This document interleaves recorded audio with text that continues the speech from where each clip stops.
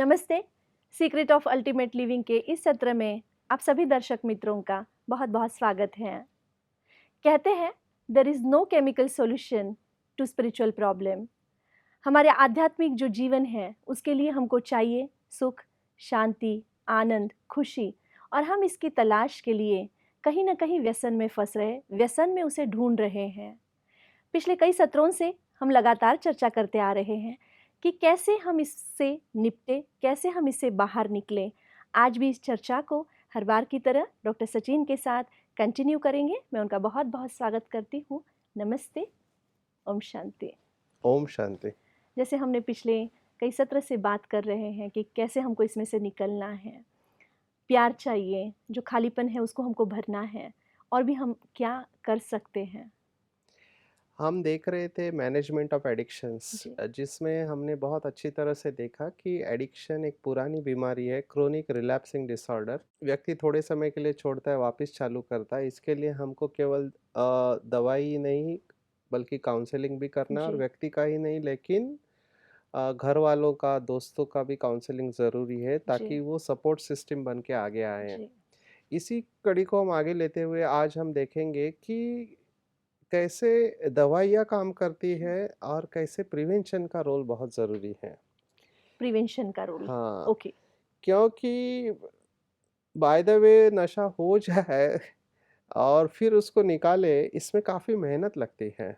हाँ, ये बहुत आपने सही बात कही कि हम अंदर चले जाएँ फिर उसमें से बाहर निकलें, वो बहुत लंबी प्रोसेस है, निकलना भी गारंटी नहीं है। लेकिन अगर उसको प्रिवेंट ही करना है तो कैसे करना है? इसलिए ब्रह्मा कुमारी मेडिकल विंग जी, और पूरी ब्रह्मा कुमारी संस्था हम ज़्यादा ज़ोर दे रहे हैं प्रिवेंशन के ऊपर। ओके।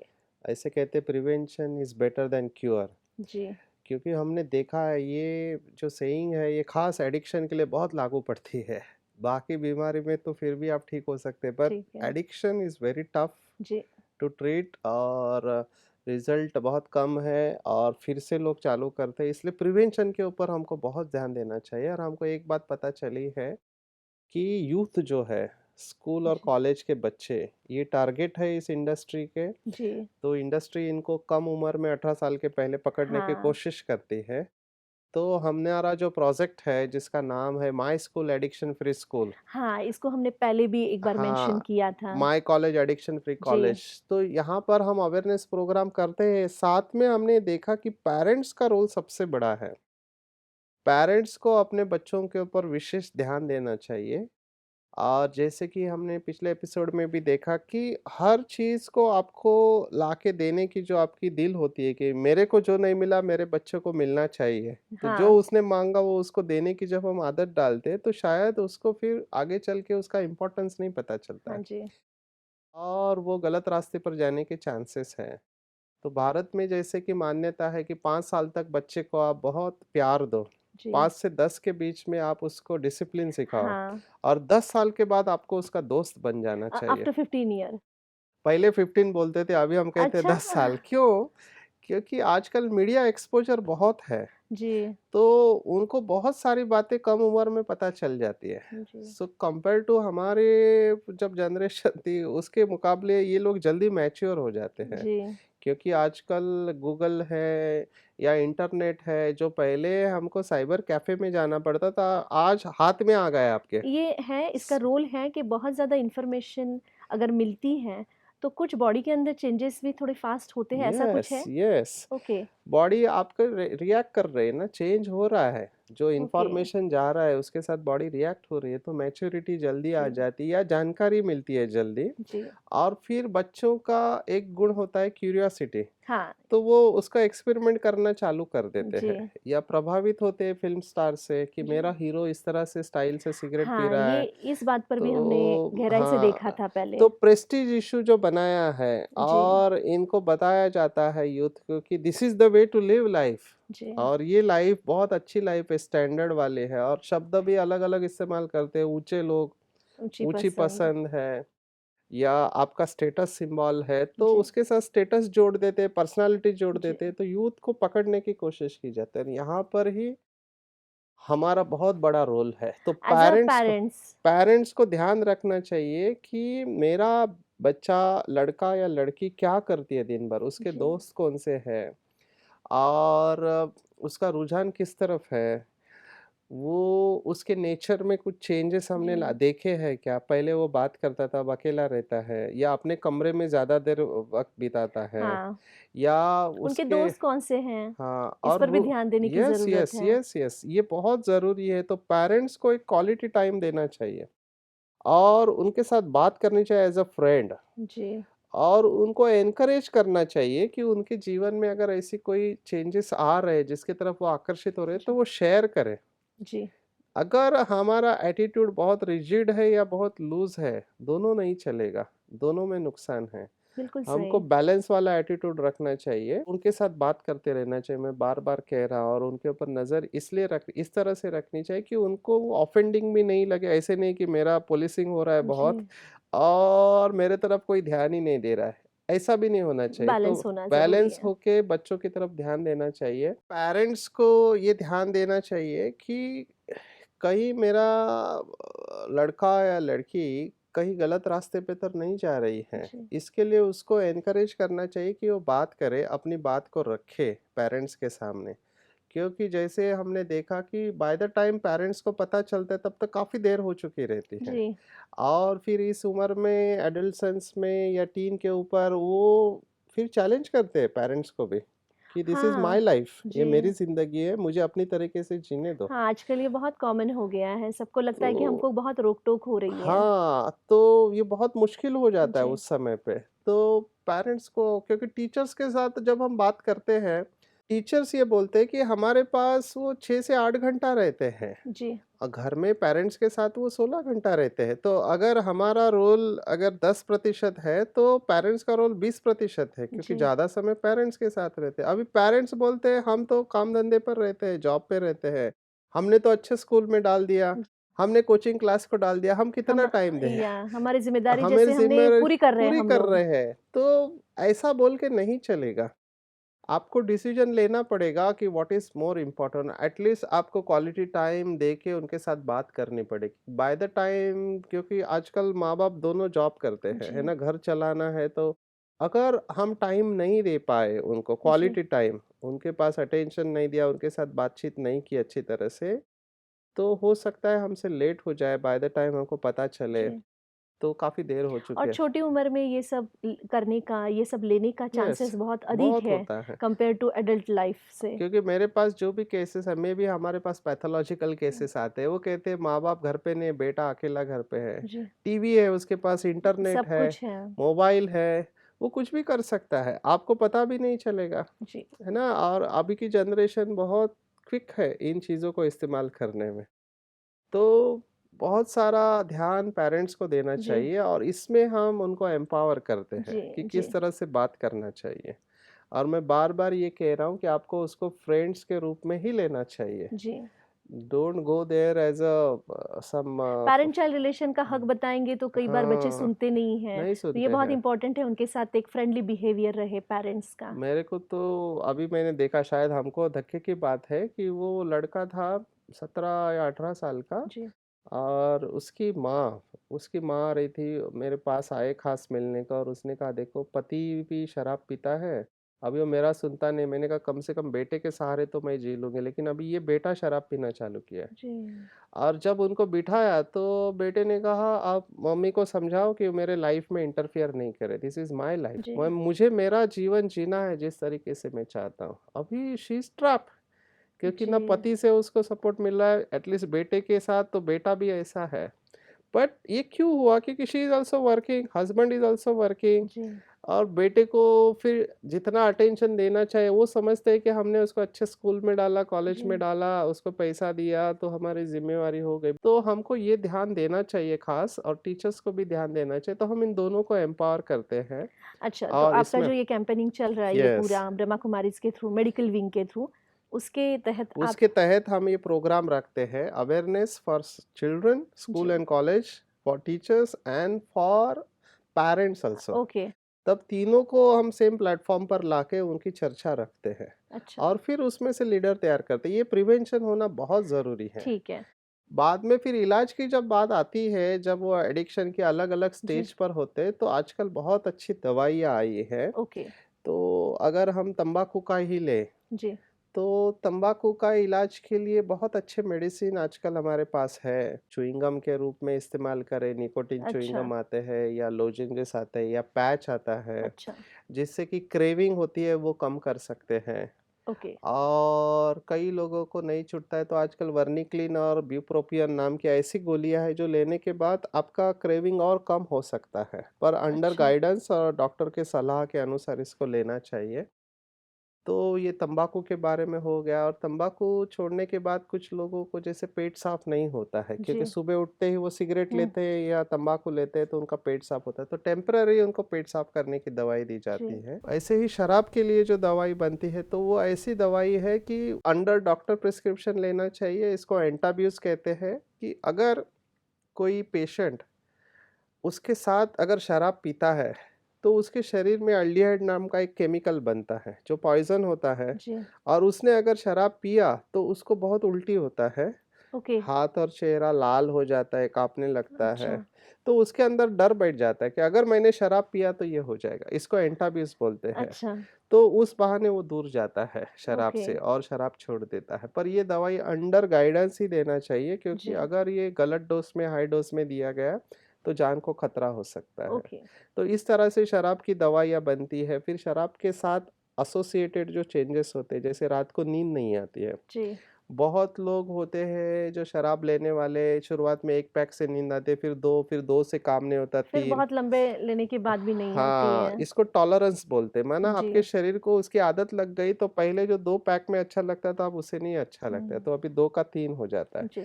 तो जब ये छोड़ते हैं तो उनका नींद डिस्टर्ब हो जाता है, तो उनको थोड़े समय के लिए नींद के लिए कुछ दवाइयाँ देनी दवाइयों की पड़ती है, जिनको ज़रूरत है। ट्रैंक्विलाइज़र्स बोलते हैं, जिससे हाथ-पैर काँपना भी ठीक हो जी। जाता है। फिर साथ में इनको कुछ विटामिन की कमी रहती है, तो वो अच्छा। विटामिन जैसे थायमिन नाम का विटामिन, तो उसका भी पूर्ति किया जाता है। मल्टीविटामिन की दवाइयाँ उनको दी जाती है, जिससे उनको शरीर को ताकत मिले।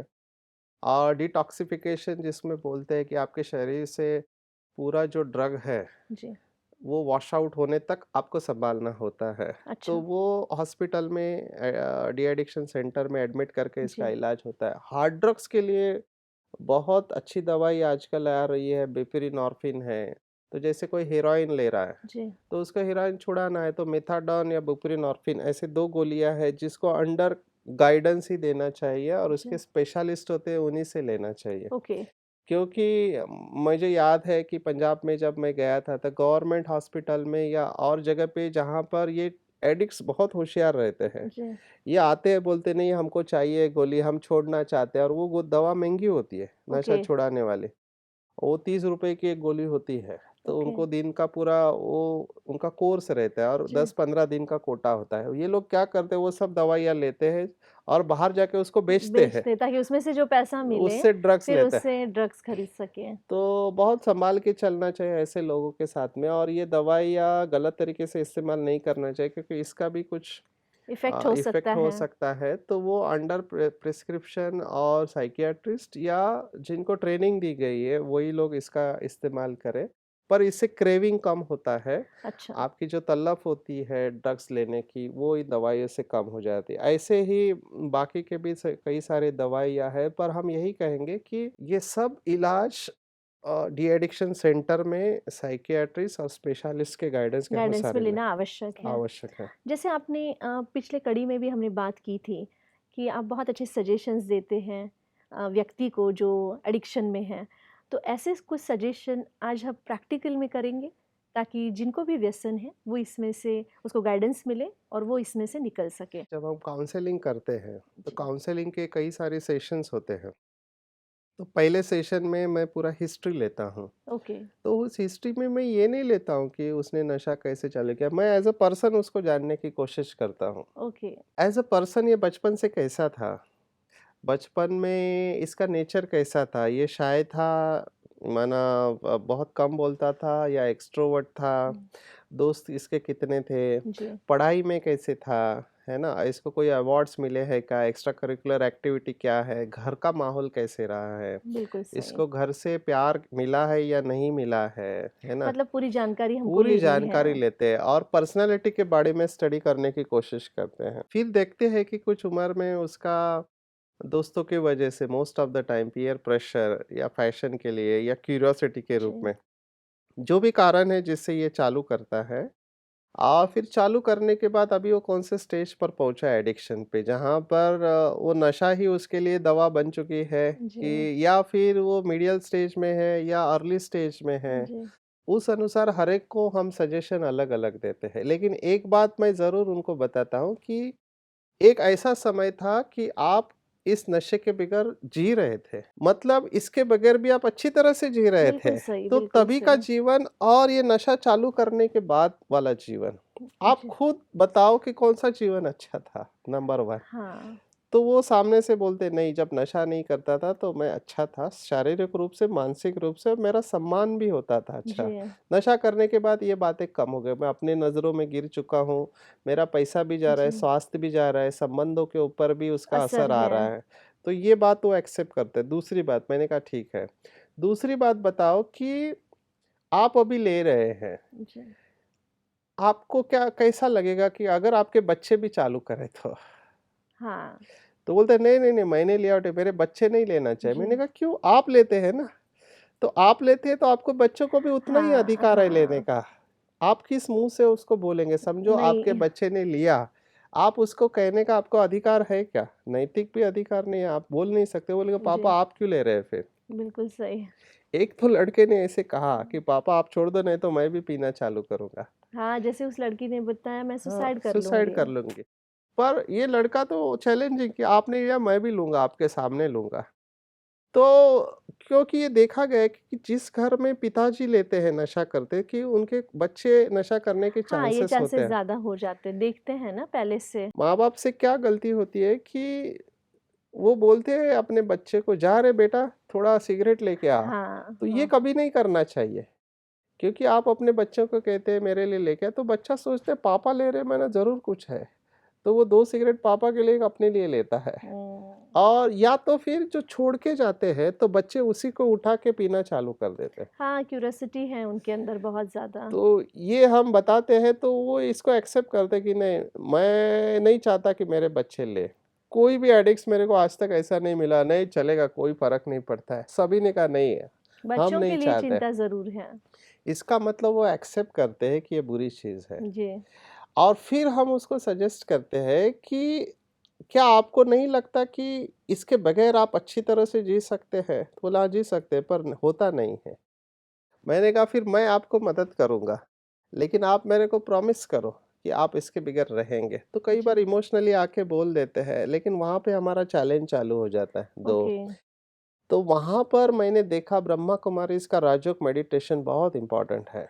जी, 2-3 चीज़ें हमको करनी पड़ती है साइमल्टेनियसली, कि एक, उसको हम टेक्निक्स अलग-अलग बताते हैं। एक, कि जैसे ही मैं देखता हूँ कि वो कन्विंस हो गया मेरी बातों जी, से और उसको रियलाइज़ हो रहा है छोड़ना चाहिए, तो मैं उसको कहता आज अभी इसी वक़्त आप यहाँ से जब जाएँगे अपने घर पे दोस्तों को सबको बता दो। या तो आप डेट डिसाइड करो या आज ही बता दो। बेस्ट इज़ आज ही, कि मैंने इसको छोड़ दिया है, मेरे को कोई पूछने का नहीं, मुझे आपसे मदद चाहिए कि इसके बाद मेरे को पूछने का नहीं इसके बारे कि में। लो ये। ये लो करके, ये बोल देने का सबको। अभी ये बोलने का फ़ायदा ये रहता है कि वो पकड़ा जाता है। हाँ, अगर बोलने के बाद चालू किया तो वो नज़रों में गिर जाएगा मतलब लोगों के। सबको एक बार डिक्लेयर कर देना है डिक्लेयर कर देने कि का, मैंने नंबर ये 1। हाँ। हाँ, दूसरा, आपके पास अगर कोई चीज़ घर में है, जैसे सिगरेट का पैकेट है या दारू की शीशी है, वो सब फेंक देना है। घर में कोई भी उसका क्लू नहीं चाहिए, ट्रिगर नहीं चाहिए। जी, जैसे लाइटर है, लाइटर भी नहीं है, फेंक देने का, घर से ही फेंक देने का किसी चीज़ की, क्योंकि ट्रिगर जो होता है ना, वो ट्रिगर आपकी जी, फाइल को खोलता है। जी, तो दूसरा हम उसको ये सजेस्ट करते हैं कि आप ये सब ट्रिगर तोड़ देने जी, चाहिए, जब तक आप अंदर से शक्तिशाली नहीं करते। जी। तीसरी बात हम उसको बताते हैं कि आप मेडिटेशन चालू करो। वही, मेडिटेशन में आप क्या सजेशन क्योंकि meditation is not only like है ना, सिर्फ़ हम कनेक्शन हमने देखा था पहले भी कि कैसे कनेक्ट करना है, पर एक बेसिक हमारे अंदर वो पॉज़िटिव थॉट्स कैसे डालें रिलैक्सेशन स्टेज में, आज वो हम आपसे प्रैक्टिकल करवाना चाहते हैं। तो मेडिटेशन में हम क्या करते हैं, हमने देखा कि ये सब जो एडिक्ट्स रहते हैं, जी, पहले भी हमने देखा कि इनको क्या चाहिए रहता है, इनको खुशी चाहिए रहता है, प्यार चाहिए रहता है, आनंद चाहिए रहता है। जी, they all want right things but they are looking at wrong place. Exactly ना, वही बात है कि हाँ, सोल्यूशन स्पिरिचुअल प्रॉब्लम के केमिकल सॉल्यूशंस नहीं हो हाँ। सकते हैं। तो हम उनको बताते हैं कि ये सब चीज़ें आप बाहर ढूँढने के बजाय, शराब, सिगरेट और कहीं पे ढूँढने जी, के बजाय, आप अपने आप के अंदर ढूँढो, क्योंकि आप आत्मा हो, शरीर से भिन्न चैतन्य शक्ति हो। और जब आप उस कॉन्शसनेस में चले जाते हैं, तब आपके ये ओरिजिनल क्वालिटीज़ है, जो आप बाहर ढूँढ रहे हो, जी, जी। वो अपने आप जैसे आपको महसूस होने लगेंगे ना, तो वो नीड चली जाएगी। वो अपने आप कम जिसने होना शुरू हो कम होना जाएँगे। चालू हो जाती है। और फिर हमने देखा कि this is the mechanism by which Rajyoga meditation works. बहुत सुंदर। तो जब वो आके मेडिटेशन करता है, पहले थ्योरी सीखता है, फिर प्रैक्टिकल अनुभव करने जी। लगता है, तब हमने देखा कि 2 तरीके से, एक तो उसको ज्ञान भी मिलता है, क्योंकि राजयोग में केवल मेडिटेशन नहीं हाँ, है, हाँ। पॉजिटिव थॉट्स भी है। परमात्मा शिव बाबा हमसे बातें करता है कि जी, बच्चे तुम मेरे हो, मैं पवित्रता का सागर हूँ, तुम परम पवित्र हो। जी, मैं सर्वशक्तिवान हूँ, तो तुम भी मेरे बच्चे मास्टर सर्वशक्तिवान हो। जी, जब उसको ये रियलाइज़ होता है, देखो एक है थ्योरी और एक है अनुभव। जब उसकी बुद्धि इस बात को स्वीकार करने लगती है कि मैं भी ईश्वरीय संतान हूँ, जी, मैं सर्वश्रेष्ठ आत्मा रही हूँ परमात्मा की। अभी मेरे पास वो शक्ति नहीं है, जी। लेकिन मेरी स्मृति है, मेरे अंदर वो पड़ी हुई है, मुझे सिर्फ़ उसको जगाना है। ओके। और जब वो टेक्निक सीख लेता है वो, तो हमने देखा धीरे-धीरे, जैसे हमने देखा पिछले कुछ एपिसोड में, कुछ लोग 1 दिन में, कुछ लोग 7 दिन में, जी, कुछ लोग 1 महीने में। अगर नियमित रूप से इसका अभ्यास करें, सेंटर पर आके, तो तो हमारा छूटता पूरा ज़रूर विश्वास है। है कि ज़रूर छूटता है। उसमें नियमितता और प्रैक्टिस की अति रेगुलैरिटी आवश्यकता बहुत है। ज़रूरत है। और इसमें और एक बात मैं कहना चाहूँगा, सजेशन ख़ास करके आजकल के जो बिहेवियर एडिक्शंस है, जी, जैसे मोबाइल है, इंटरनेट हुँ, है, तो हम कहेंगे कि ये चीज़ें गलत नहीं है, सिर्फ़ इसका रिस्ट्रिक्टेड यूज़ करें। जी, आप एक टाइम फ़िक्स करें कि आपको व्हाट्सएप कब देखना है, या आप अपना इंटरनेट या फ़ेसबुक कब चेक करेंगे, जी, तो उसको आप एक डिसिप्लिन रूप में इस्तेमाल करो, बिल्कुल ठीक है सही। ना? और कुछ ऐसा समय रखो, एक दिन जैसे हॉलिडे लेते हैं ना, तो वैसे एक दिन आप उपवास रखो इन सब चीज़ों का। मुझे लगता है कि ये सब टेक्नोलॉजी जो हम यूज़ कर रहे हैं आज, इसमें बहुत ईज़िली कोई भी जा सकता है, किसी भी उम्र का व्यक्ति। लेकिन अगर हम अपनी स्पिरिचुअल नीड्स को पूरी करते हैं, तो इसका केवल यूज़ करेंगे, हम इसके अंदर नहीं जाएँगे। वही हमने इसको देखा था कि मिसयूज़ और अब्यूज़ से हम इसको दूर हाँ, रहेंगे। हाँ, लेकिन मैं फिर से कहूँगा कि एक दिन इसके बगैर रह के देखो आप। ये हाँ, इसके पीछे कारण ये कहने का कि एक दिन जब आप इसके बगैर रहते हैं तो ना, पता चलेगा। तो आपको पता चलेगा कि आप कितने डिपेंडेंट हैं। क्योंकि ये सब चीज़ें नहीं थी, मैं ऐसी जनरेशन जी, से इंटरैक्ट करता हूँ कि वो 60s में है अभी, वो लोग इसके बगैर रह चुके हैं और इसके साथ भी रह रहे हैं। तो जी, उनको मैं पूछता हूँ कि कौन-सा लाइफ अच्छा था? तो उन्होंने कहा, ऑब्वियसली जिस दिन मोबाइल नहीं था, इंटरनेट था, हम ज़्यादा सुखी थे। जी, क्यों कहते हैं कि इसके बगैर भी जिया जा सकता है। जी, तो एक दिन मैं कह रहा हूँ कि आप कॉन्शियसली इसको बंद करके देखो कैसा होता है, and give time to your family. जी, माना इससे भी सुख है, इसकी ज़रूरत और सुख में फ़र्क महसूस करो। जी, आप मोबाइल है या फ़ेसबुक है या इंटरनेट है, इसके बगैर इसको छुट्टी देके अपने परिवार को या दोस्तों को आप टाइम देके देखो और उसका आनंद लेके देखो, कितना हुँ। फ़र्क पड़ता है। और लोगों ने कहा, हमको सचमुच में रियलाइज़ हुआ कि हम कितना मिस कर रहे थे। हाँ, पूरा चेंज तो होता ही है क्योंकि आप एक एनर्जी के साथ में हैं ना, यस। वो तो सारी चीज़ें ऐसी कि जिसमें कोई जान नहीं है। तो ये कुछ सजेशंस हम ध्यान में रखें, और मेरा ये ऐसा मानना है, 20 साल का अनुभव ये है कि राजयोग मेडिटेशन जो ब्रह्मा कुमारी में सिखाया जाता है, जी, एक बहुत अच्छा पावरफुल टेक्निक है। इसको अगर हम काउंसलिंग और मेडिकेशंस के साथ में कंबाइन करें, तो वंडरफुल रिजल्ट देता है। कुछ लोगों में केवल मेडिटेशन से ही छूट जाता है, लेकिन कुछ लोगों को दवाइयों की ज़रूरत जी। पड़ती है। तो अगर हम इसको अच्छी तरह से कंबाइन करें, तो हमको बेस्ट रिजल्ट मिलते हैं। और राजयोग से केवल नशा ही नहीं छूटता है, लेकिन आपकी पर्सनैलिटी इम्प्रूव होते हैं, बहुत सारे मतलब ये तीनों बेनिफिट का है। अगर कॉम्बिनेशन करते हैं तो यस, लाइफ सो दैट की वुड बी। क्वालिटी बहुत ज़्यादा इम्प्रूव यस। हो सकती है। बहुत सुंदर आज आपने सारी बातें बताई, सजेशंस कैसे देने हैं, प्रिवेंशन कैसे करना है। इन सब बातों पर जो भी आपने विस्तार से हमें ज्ञान दिया आज उसके लिए आपका बहुत-बहुत धन्यवाद। ओम शांति। आज हमने देखा कि कैसे हमको प्रिवेंट करना है। स्पेशली इसमें पेरेंट्स का रोल बहुत ज़्यादा इम्पोर्टेंट है क्योंकि बच्चे जिस उम्र के दौर से वो जा रहे होते हैं, उन पे इसका असर बहुत जल्दी हो सकता है। दूसरा, दवाइयों का रोल कैसा है, दवाइयाँ कैसे-कैसे काम करती है, उसके बारे में भी हमने विस्तार से जाना और मेडिटेशन कैसे काम कर सकता है। तो अगर इन तीनों का कॉम्बिनेशन हम करते हैं तो हमारी लाइफ की क्वालिटी बहुत सुंदर हो सकती, इम्प्रूव हो सकता है और हम इसमें से बाहर भी जल्दी निकल सकते हैं। अगर आपके कोई प्रश्न है तो आप हमें ईमेल कीजिए या फ़ोन से संपर्क कीजिए। हम फिर से मिलेंगे अगले कड़ी में, तब तक के लिए नमस्ते।